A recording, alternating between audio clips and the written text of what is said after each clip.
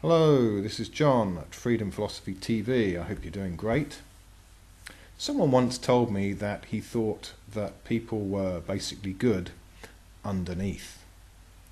Now, to me this smacks of magical thinking. Where is this underneath? What is it? Why aren't people really just what they appear to be and what they do? There was a famous experiment called Milgram's Experiment, which was sort of stimulated by the horrors of World War II.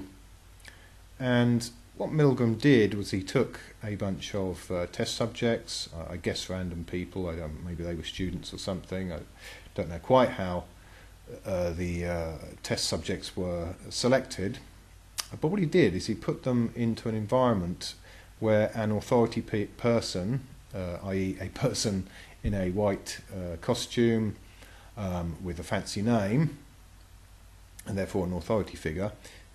He put them in a room with this authority figure, and then the authority figure would request the test subject to push a button, which would apparently cause electrical shocks, painful electrical shocks, to another subject in the study.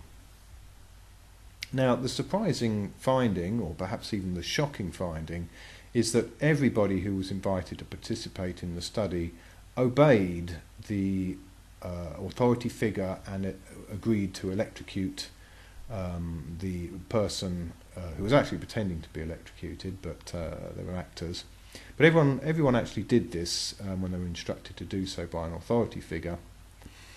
And shockingly, I think about 2/3 of the test subjects were prepared to deliver a deadly shock, and they were told about this, I think.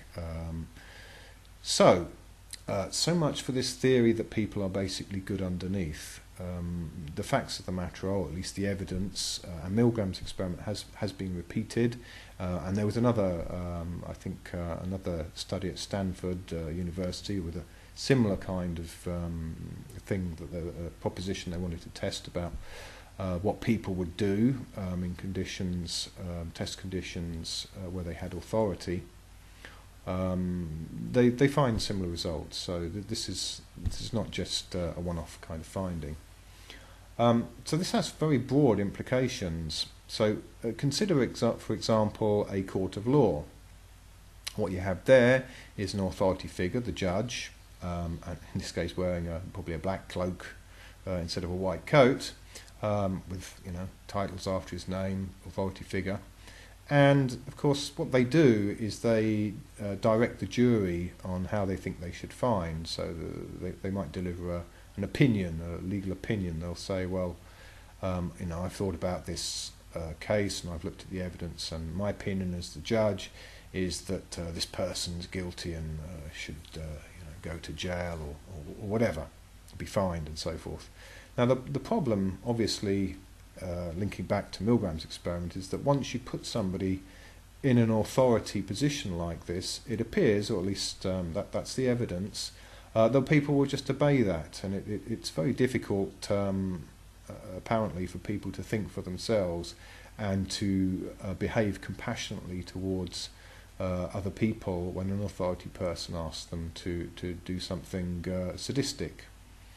And of course this, to my mind, really means that the judicial system is just completely broken and not fit for purpose, and that we actually need to change the way that we hold other people in society accountable for whatever wrongs we think they've done.